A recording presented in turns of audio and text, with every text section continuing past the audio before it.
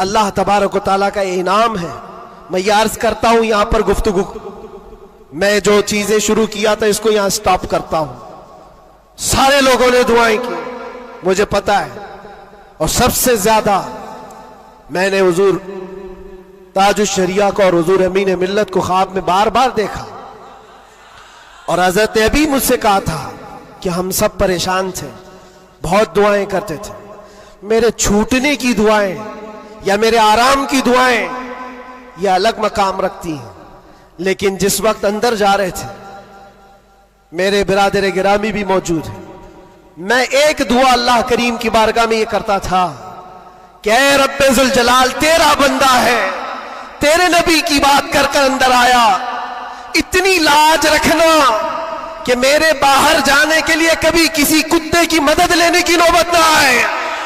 क्या बात है, वाह वाह वाह वाह। किसी जालिम की मदद लेने की नौबत ना आए, और रब तबारक व तआला ने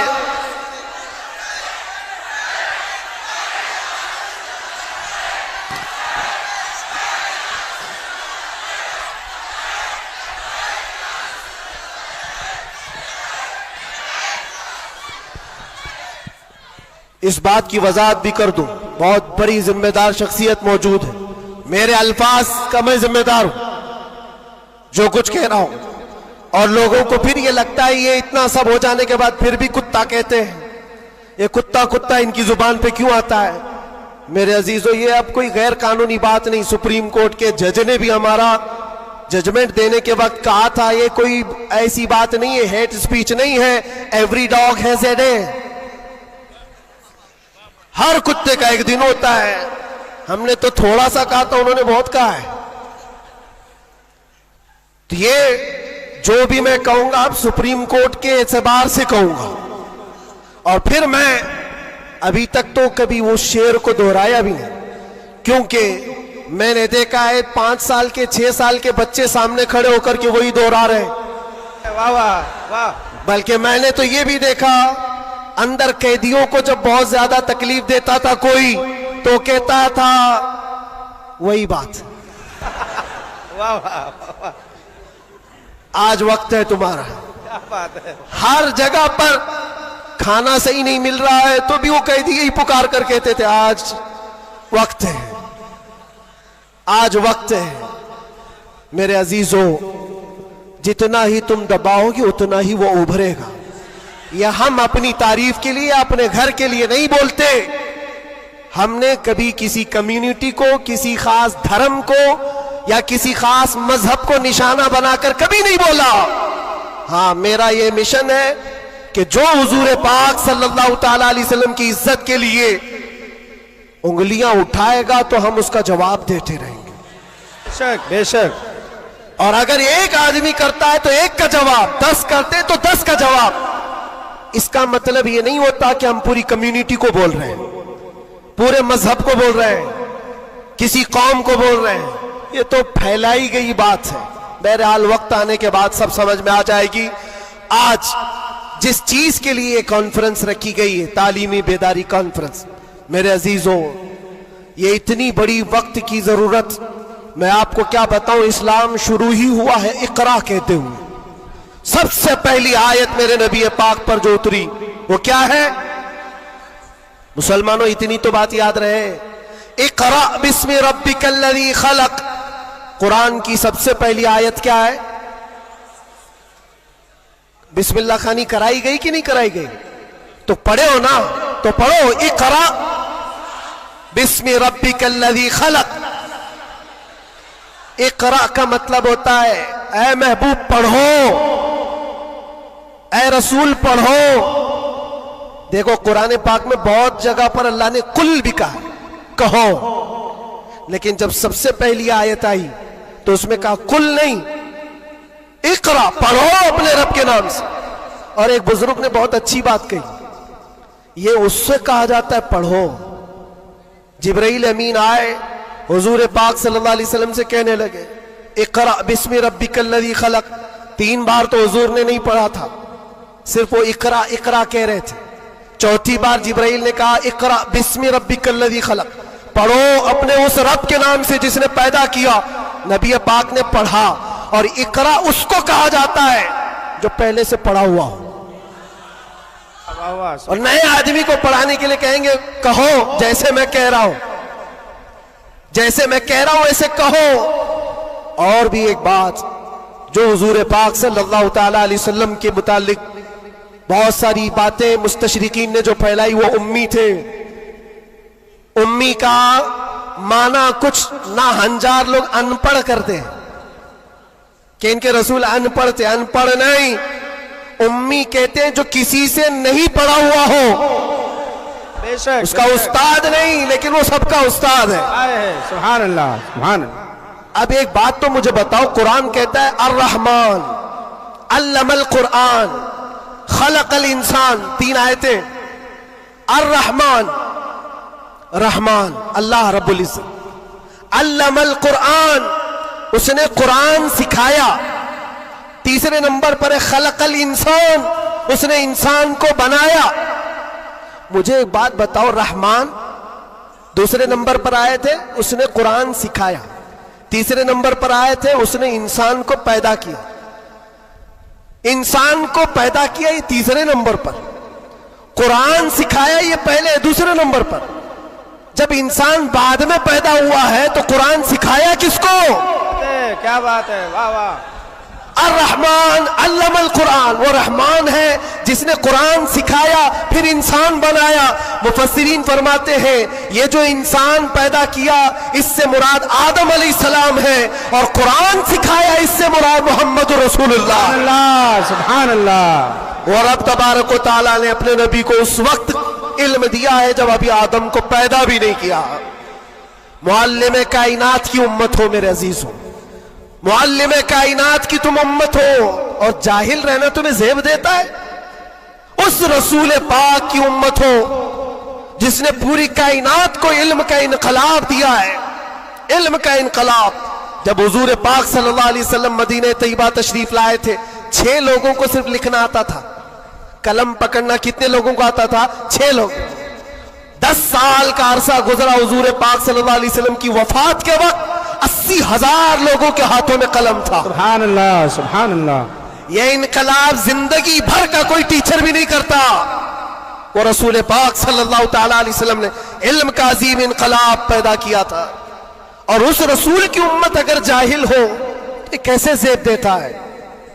इसीलिए मैंने देखा है बहुत सारी जगहों पर बड़ी बड़ी तहरीकें चलती, लेकिन रसूल पाक सल्लल्लाहु ताला अलैहि वसल्लम का सच्चा जानशीन, उनकी आल व औलाद का ये सच्चा जानशीन मारारा मुतहरा का और खानवादे बरकात का चश्म चिराग ऐलान करता है आधी रोटी खाएंगे और बच्चों को सुभान अल्लाह। ये सिर्फ मारारा का ऐलान नहीं, ये रसूल पाक का मिशन है, ये इनकलाब है जो नबी पाक सल्लल्लाहु ताला अलैहि वसल्लम का लाया हुआ। अगर तुम जाहिल रहोगे, बेनूर रहोगे, जाहिल आदमी हलाल और हराम में तमीज नहीं कर सकता, जाहिल को कुफ्र और ईमान पता नहीं है, जाहिल कब गुमराह होगा उसे खुद पता नहीं चलता। इसलिए मेरे अजीजों, इल्म के बगैर इस्लाम भी नहीं है, इल्म के बगैर इस्लाम नहीं।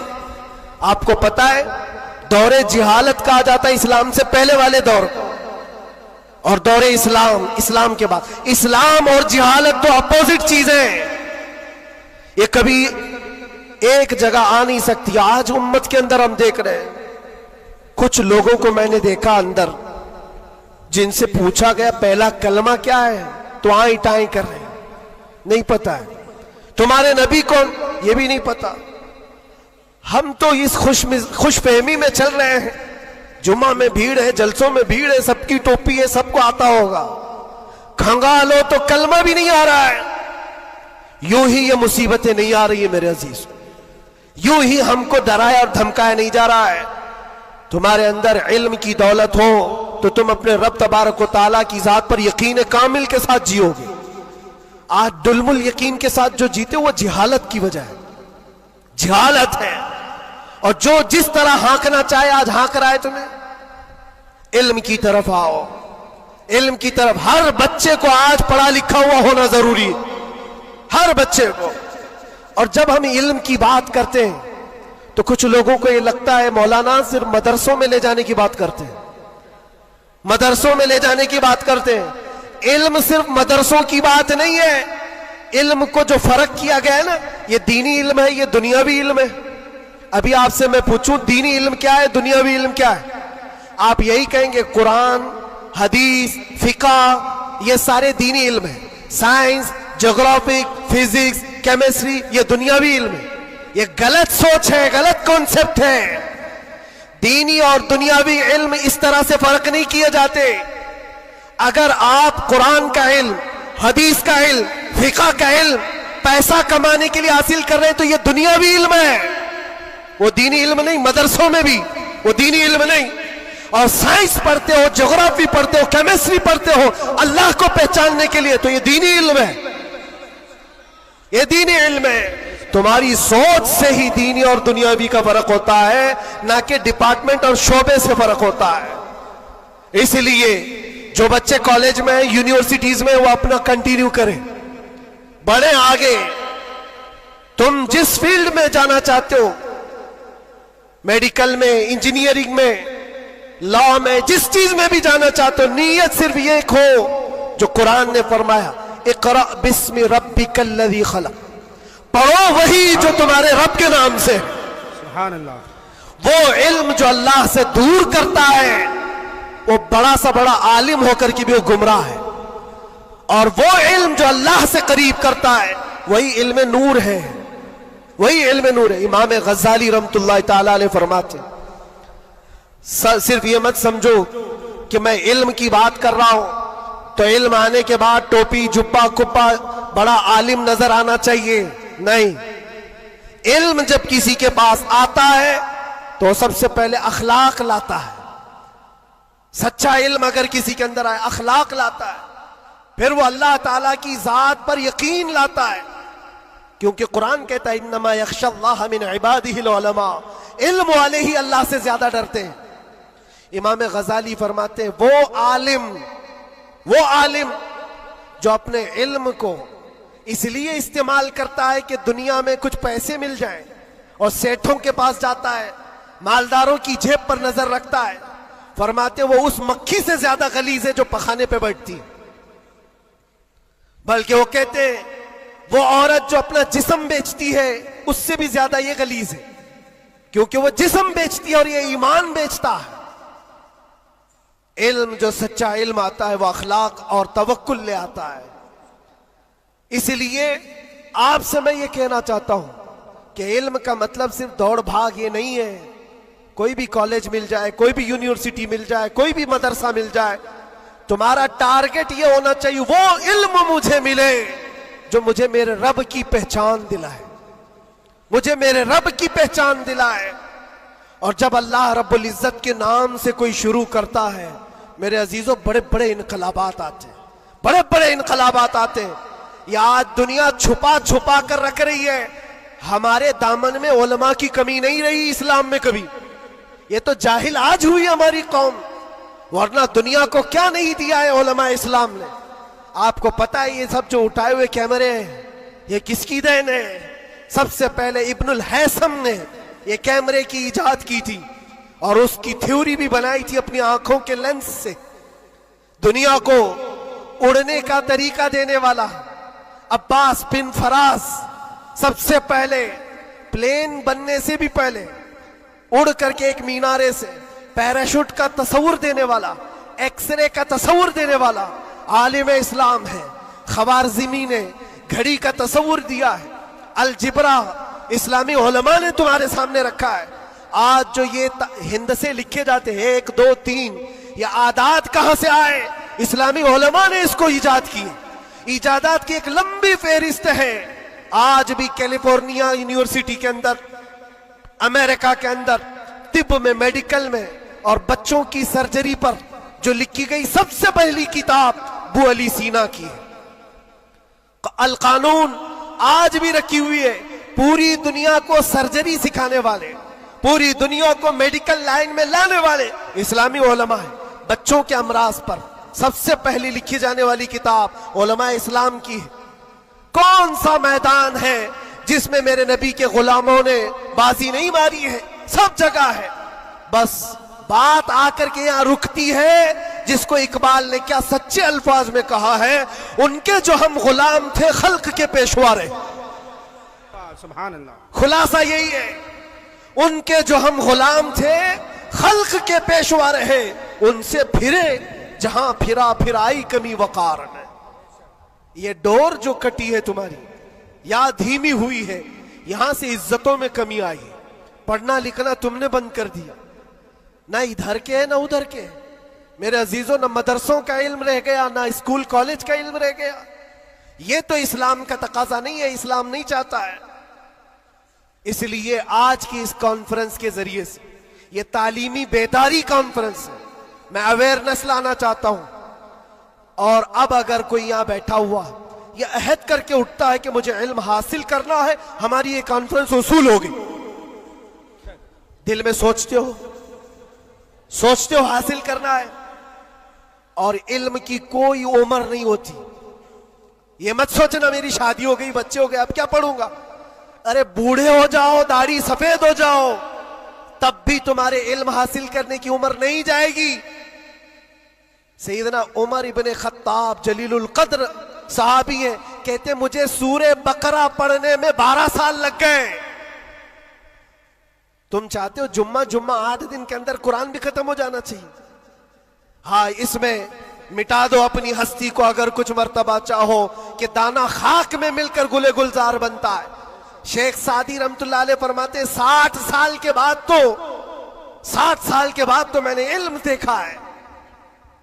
और ये शर्म हया की बात नहीं, इल्म हासिल करना हो।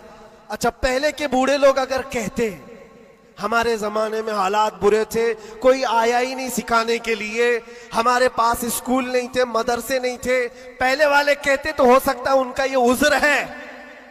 तुम्हारे पास अब कोई उज़्र ही नहीं रह गया। क़यामत के दिन रब तबारक व तआला अगर तुम्हारी पकड़ करे कि इल्म हासिल करना फर्ज था, तूने सीखा क्यों नहीं, ये नहीं कह सकते कि मौला मेरे पास कोई जरिया नहीं था। ये जो मुट्ठी में इतना बड़ा बड़ा मोबाइल उठाते हो, पूरा मदरसा भी रखता है, स्कूल भी रखता है, कॉलेज भी रखता है। कौन सी किरत नहीं है इसके अंदर, कौन सा इल्म नहीं है इसके अंदर।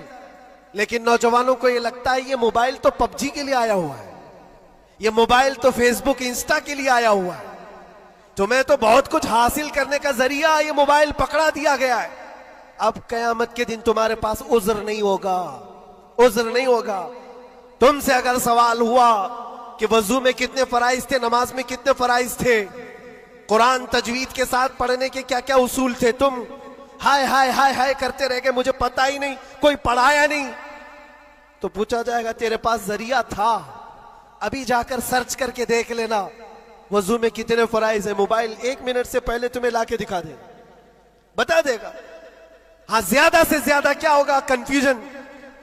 क्या मैंने सर्च तो किया है वजू में कितने फर्ज, अब आ तो गया जवाब, लेकिन यह पता नहीं चल रहा है ये अपोजिशन का है कि हमारा है। इसके लिए तो उलमा बैठे हुए हैं। इतना पूछ सकते हो कि हज़रत मैंने रिसर्च किया है, ये सारी चीजें तो मुझे मिल गई। हुजूर पाक सल्लल्लाहु अलैहि वसल्लम के लिए मैंने सर्च किया, हुजूर की उम्र कितनी थी, हुजूर के अज़वाज कितने थे, हुजूर की औलाद कितनी थी, हुजूर पाक ने मक्के में कितने दिन गुजारे, मक्के में मदीने में कितने गुजारे, कितने गज़वात में हुजूर शरीक हुए, सब मैंने सर्च किया है, मुझे जवाब मिला है। उस पर पूरा यकीन करने से पहले किसी आलिम अहले सुन्नत के पास आ जाओ और क्रॉस वेरिफिकेशन करना, बस इतना ही जिम्मेदारी। क्योंकि मौलाना लोग भी तो जान छुड़ाते हैं। भाई टाइम नहीं हमारे पास, कितना पढ़ाएंगे तुमको, सुबह भी दोपहर में भी, तुम्हारे अपने अलग टाइम है, उनके अलग टाइम है। तो उनसे कहो हम आपके पास घंटा भर पढ़ने के लिए नहीं आ रहे, सिर्फ इतना बता दो ये जो मैंने सर्च किया है ये सही है कि नहीं। इतना तो कोई भी आलिम दीन तुम्हारे साथ ताउन कर सकता है। आज से करेंगे इंशाअल्लाह। 2025 तुम्हारा पूरा सीरत मुस्तफा पढ़ने में गुजरना चाहिए, गुजरेगा इंशाअल्लाह।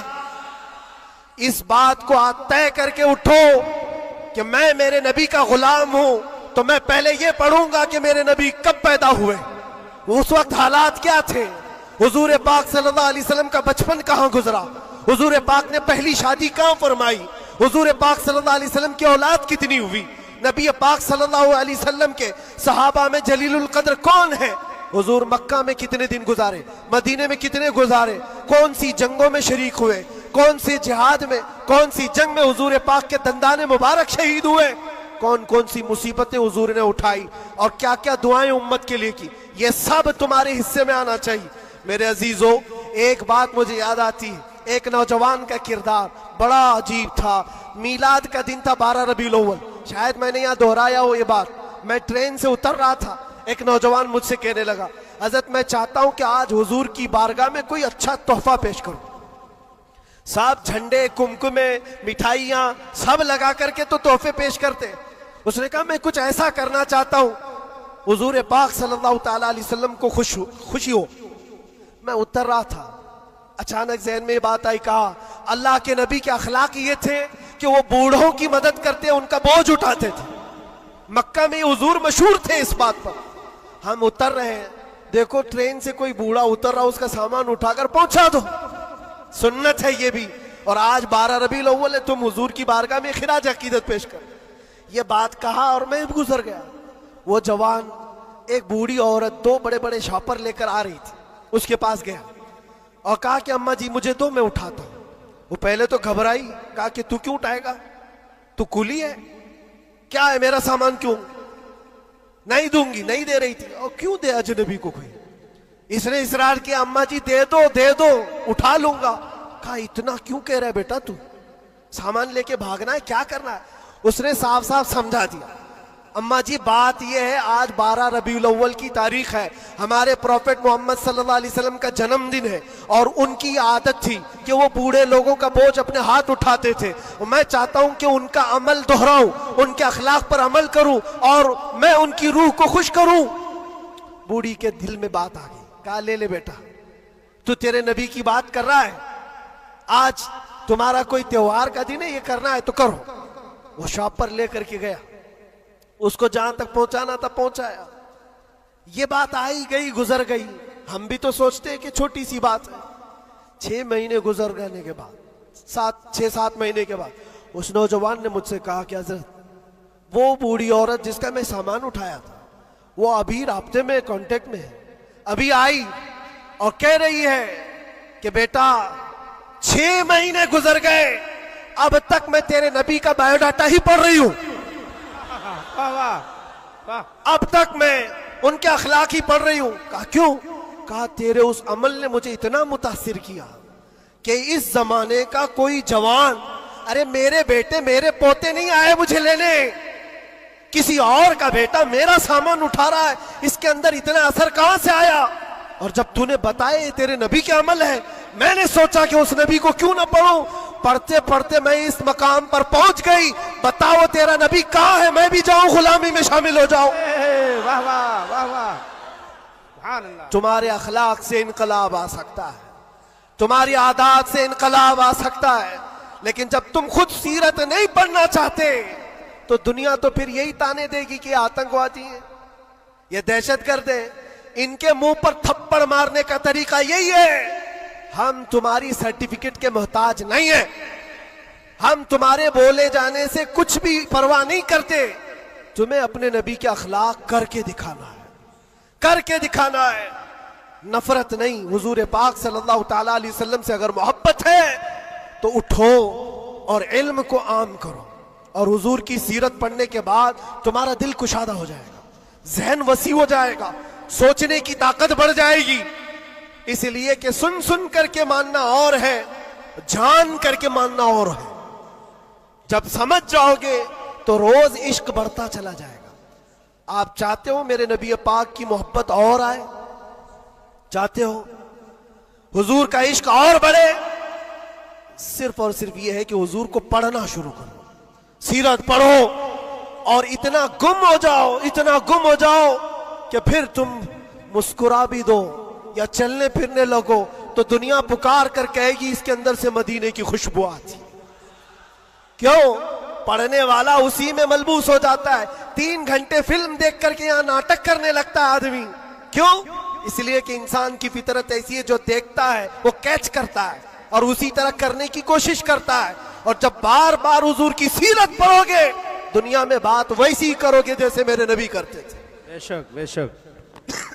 इसलिए बस बात इतनी है, बहुत मैं वक्त ले लिया, इसलिए इतना लंबा खींच रहा था कि 2025 आ जाए।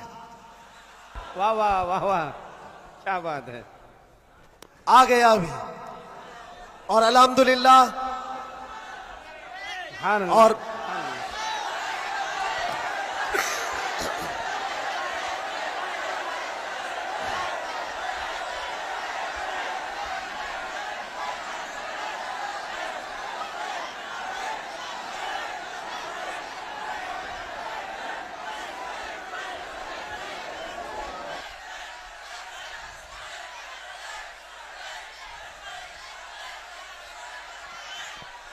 अल्लाह तबारक व तआला इस आने वाले साल को हम सब के लिए खैर और बरकत वाला साल बनाए। बला और मुसीबतों से अल्लाह हम सबको नजात रखे और इस पूरे साल को अल्लाह ताला हम सब के ईमान और अकीदे में जिला अता करे।